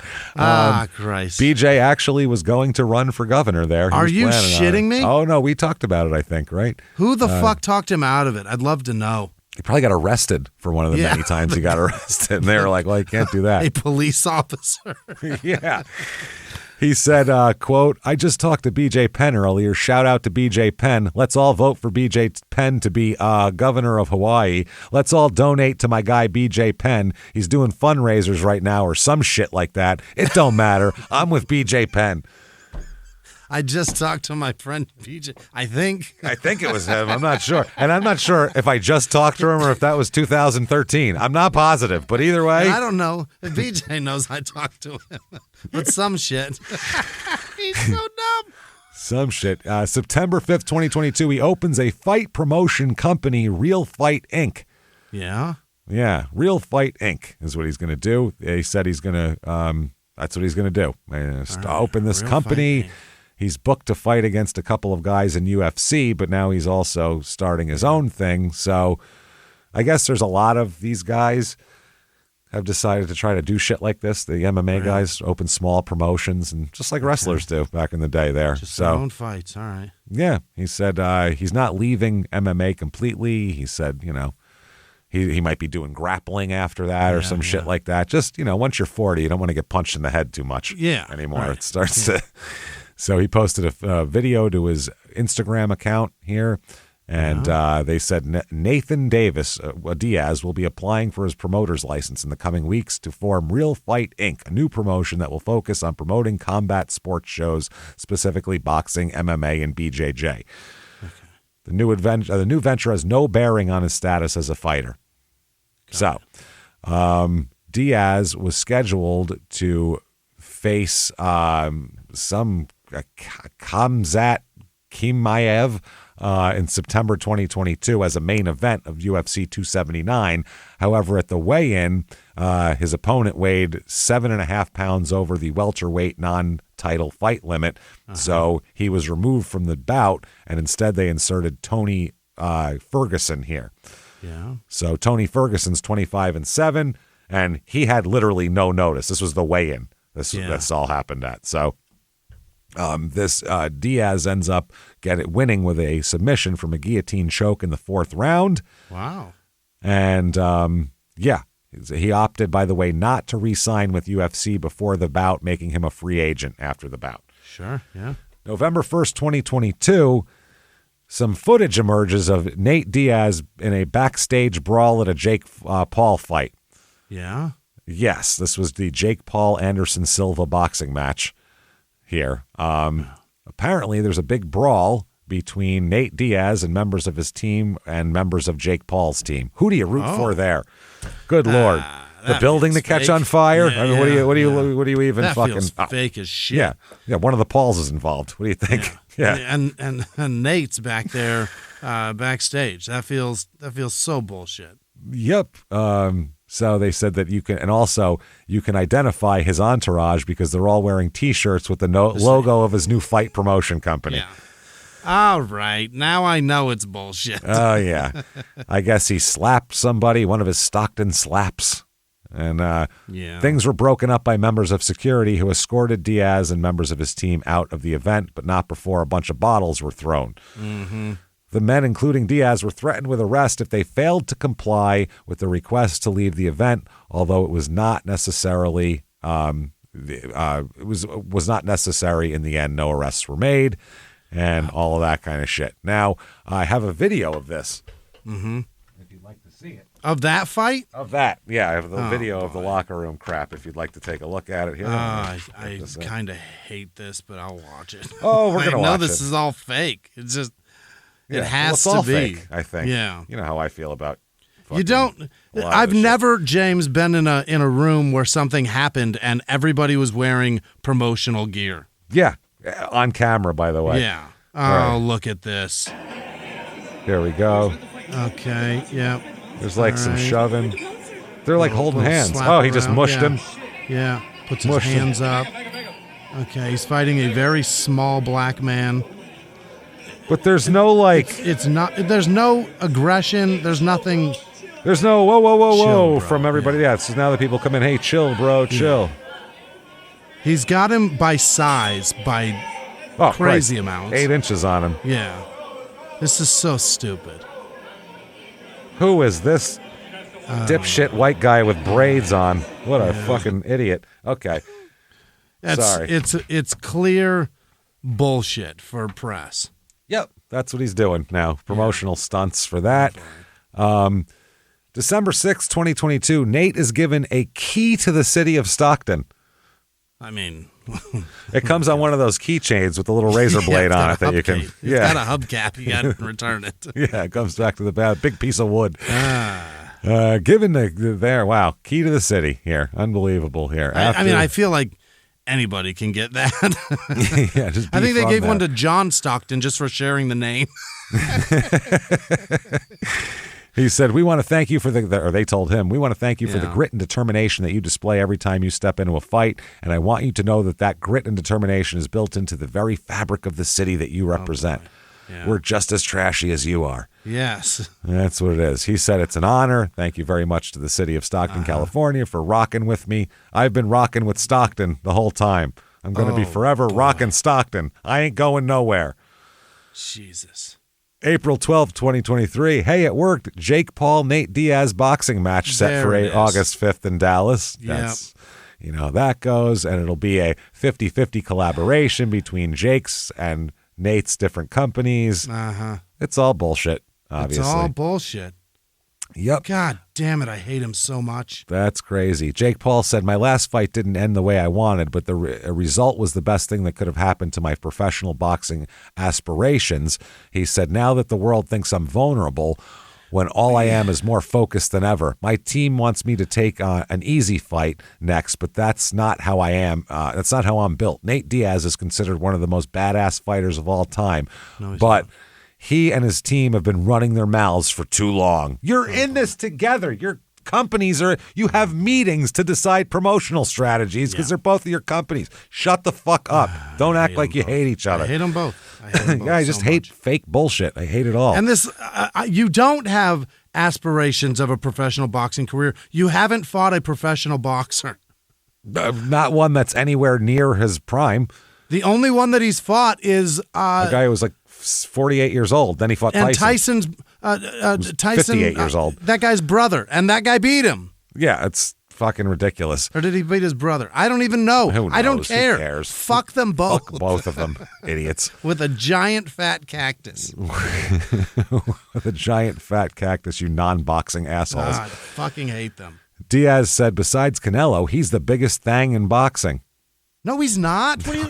What are you talking about? They might be a draw, but I mean, in boxing, I'm not here to even conquer close. that. I'm the king of combat sports. Then I'm headed back to get my UFC belts. You're 40. What are you talking about? I fucked up Connor for acting out, and now here I am again like a superhero of the Real Fight game. Real Fight is the name of his promotion, by the way. The king of the Real Fight game. Oh, boy. Come on, man. That is ridiculous. So, yeah, Jake gets a lot of attention. We'll say that. Yeah. So, April 23rd, 2023, Nate Diaz chokes out a man in a street altercation. Yeah. Yes. He got in an altercation in the street with an as yet unidentified man at the time, but it didn't last long before he choked the guy and put him out. You know, because you shouldn't really be doing that kind of thing. That's what he does. Yeah. Yeah, it's kind of silly. Man, so I don't know why the fuck he was doing this. They said it was, he's just publicly brawling with people. So it's fucking stupid. It's a quick thing. There's a video of it, but it's like a real quick thing, and he just starts choking him. It's stupid. It's fucking stupid. It's a guy who not a professional fighter fighting a professional fighter. Right. April 27th, 2023, he makes $10,000 bond after turning himself into police amid the battery charge now. Yeah.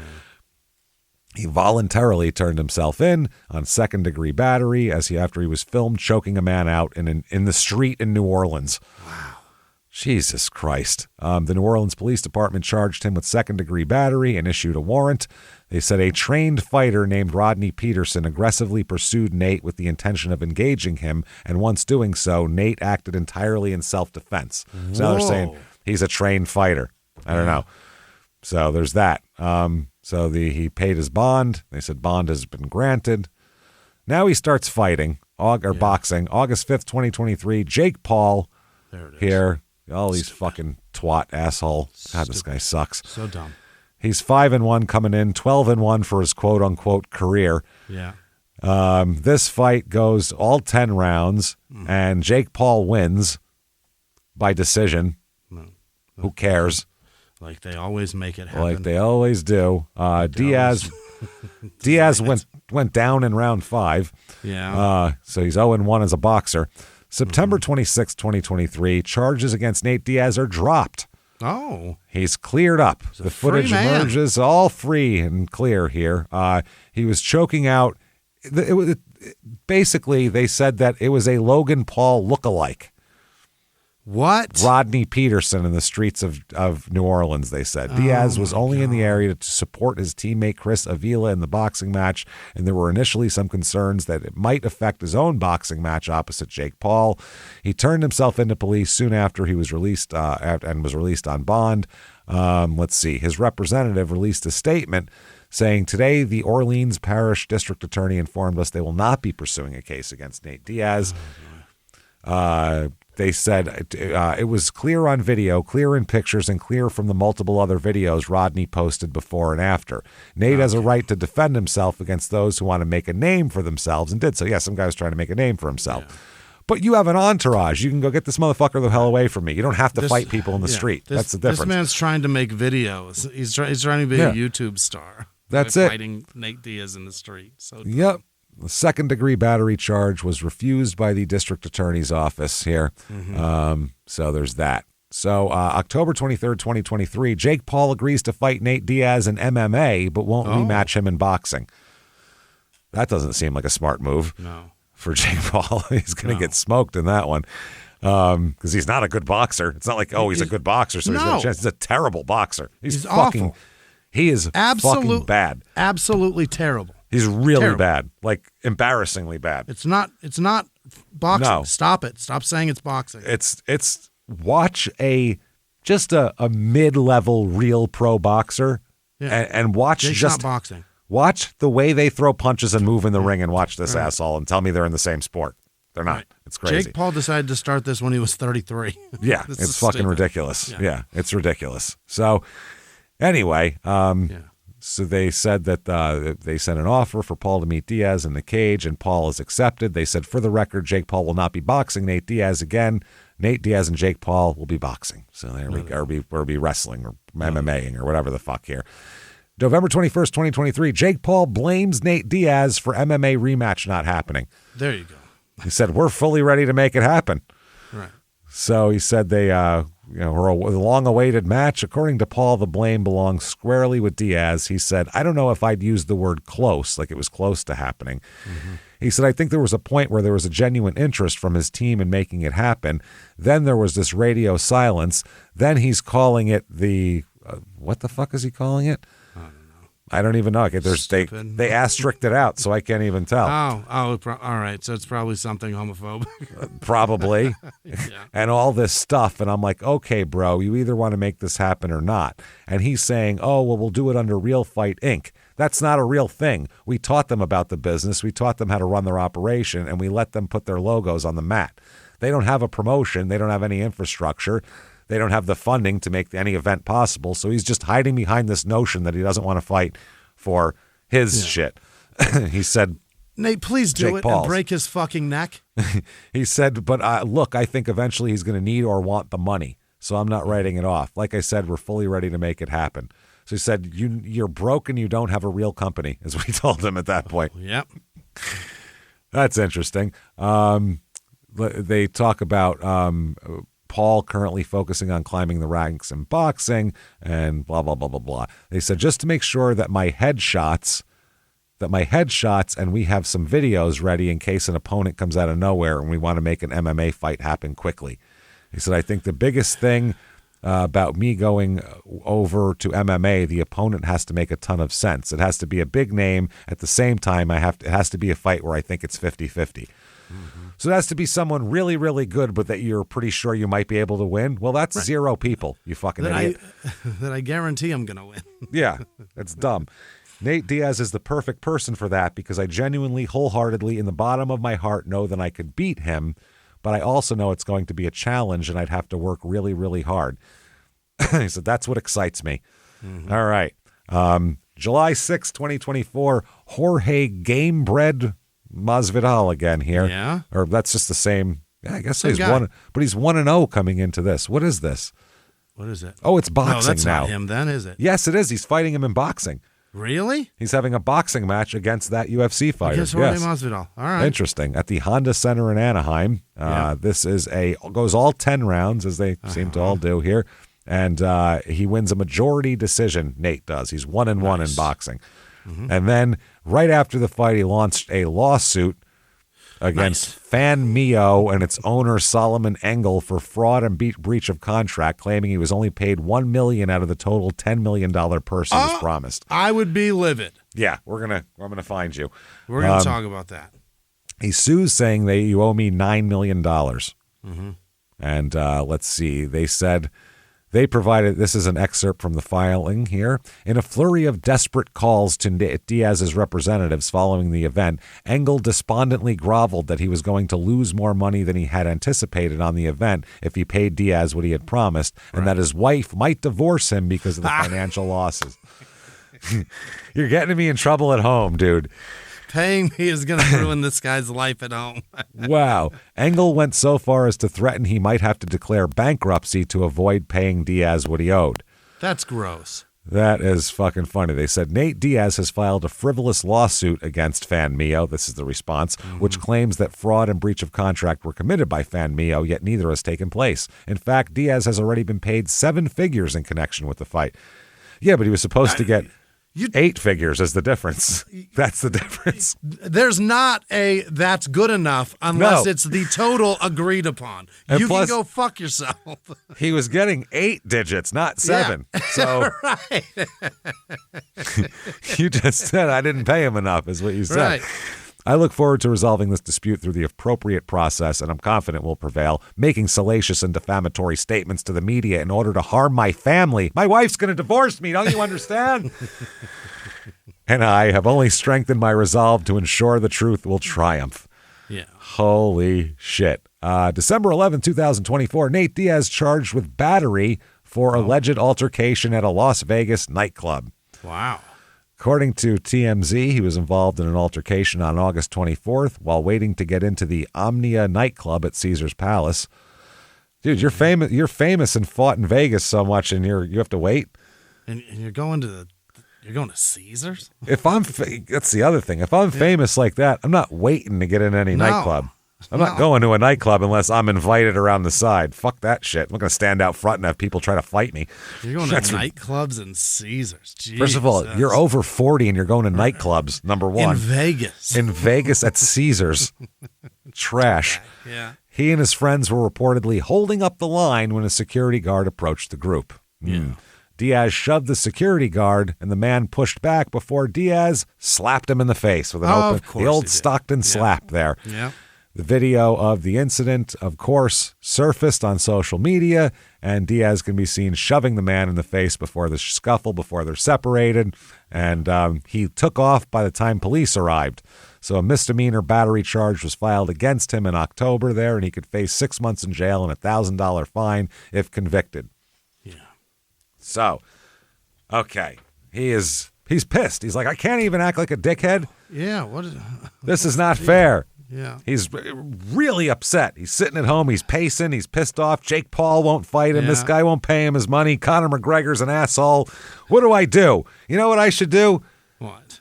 I should make my house look better. Yeah. There's a knock at the door, and who's there? It's Dexter Manley, interior designer from New York City. And he says,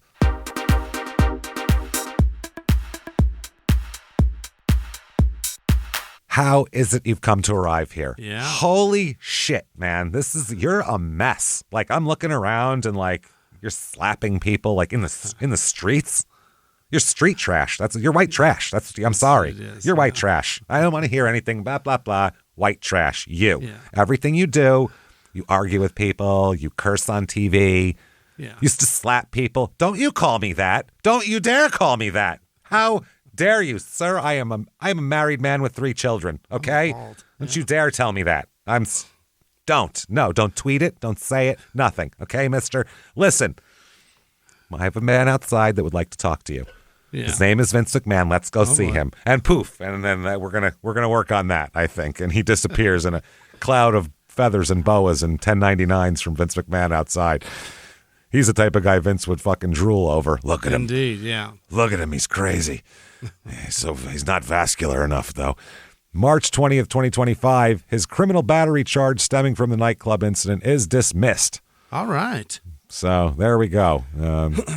When the bouncer shoved back, he retaliated by hitting him in the face with an open hand, blah, blah, blah. He did start it, though. So Nate Diaz, career MMA recorded fight earnings are about $10,900,000. Wow. Which he should have way more money than that. For the money he made. I'm shocked he has that Dana much, White. to be honest. Well, that's what he was paid. Yeah. You don't know what his net worth is or anything like that. Can't get enough of Nate Diaz here? Well, you can get Nick and Nate Diaz autographed, hand-signed UFC gloves. One signed one and one on the other. One of them wrote, "Don't be scared, homie, 209," which is the area code of Stockton. I don't know which one that is because they're both just scribbles, so who the fuck knows who's what. But that is going to be $219.99. Wow. And then Nate Diaz autographed framed photo of him. It says Nate Diaz, West Coast gangster. And it's literally, this is the least, dude, when I show you this, you're going to piss your pants. Think about a gangster. Yeah. Think about John Gotti or some Crip or some shit like that. And has any gangster ever publicly put out a picture of you lying on your back with your bare legs locking a man's head wrapped around your head so his face is right in your balls? While he's got his hands folded cross. Like he's going to come. And Nate's got his hands up in celebration like he's about to jizz in his fucking eye. That's what's going on. Yeah. That is the gayest picture that has ever fucking happened in the fucking world. That's $160. Is it even signed? It is. It's signed. Is it? Yeah, down the leg there. Yeah. COA. Yeah. Oh, yeah, there it is. Okay. Okay. By the way, a couple of mistaken identities here. Yeah. Nate Diaz, Air Service Development. Jesus, for the New York, New Jersey metropolitan region. That sounds, the Port Authority of New York and New Jersey. That sounds important. Nate Diaz, Industrial Service Technician in Colton, California. Yeah. And Nate Diaz, owner at Pool Docks in Greater Houston. Oh. He makes pool shit, pool right? Doctors. Something. I don't know. Yeah, they'll make your sick pool healthy again. He said he's got proven knowledge of team building, leadership, operations, and performance management. So there you go. Anyway, there you go. I understand that there wasn't a million arrests on this guy. He just kind of leads a wild life, and eventually he's going to do something insane and land himself. His brain damage. It's probably going to be sure. Attempted murdering us. So, hey, that's fine. Go ahead, knock yourself out. Aim for his face, James, because he'll bleed like crazy. I was going to say he'll definitely bleed, and I think he has a few bucks. So there you go. Go ahead and try it, asshole. Yeah. Come on over. Come on over. No, I don't care. We don't want to fight Nate Diaz. I don't really give a shit at all. No, I'd stab him right in the face as soon as I could. I would not fight him a drop. I'd cut his ass from stem to stern, baby. He'd be fucking. That's all I would do. What else? I'm not going to fight a professional fighter. That guy. I'm going to take my fucking box cutter out and I'm going to cut your ass to ribbons. That's what I'm going to do. That's all what am I supposed to do? And Jimmy, I don't know what you're going to do. You don't carry a box cutter. But if it's in Arizona, you better watch out, man. I was going to say, you'll get worse than a box cutter probably as long as it's not out of state. So. I'm not bringing it with me. No. So there you go, everybody, though. We thought it was a fun episode and everything like that. We got to make fun of Dana White, which is always a good time. He sucks. And he's a piece of shit. So there you go. Thank you so much for listening. Next week, we're going to start a series on Billy Martin. Looking forward to it. Or not next week. I think we're going to do it the week after, I believe. We're going to have one more and then as another little buffer, and then we're going to have a Billy Martin long series because his life and career were fucking insane. So we'll talk all about that and more. Head over to shutupandgivememurder.com. Get all your tickets for live shows. Small Town Murder Seattle in September is about the only one available for sale at this moment in time. Get your merchandise as well. Then follow us on social media at Crime and Sports. Definitely get your Patreon on patreon.com/Crime in Sports is where you get all of the bonus material. Anybody $5 a month or above, you're going to get so much.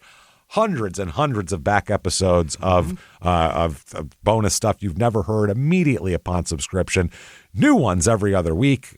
One Crime and Sports, one Small Town Murder. You get them all. This week, which you're going to get for Crime and Sports, we're going to talk about athletes that went broke and fucked up their whole lives, which is fun.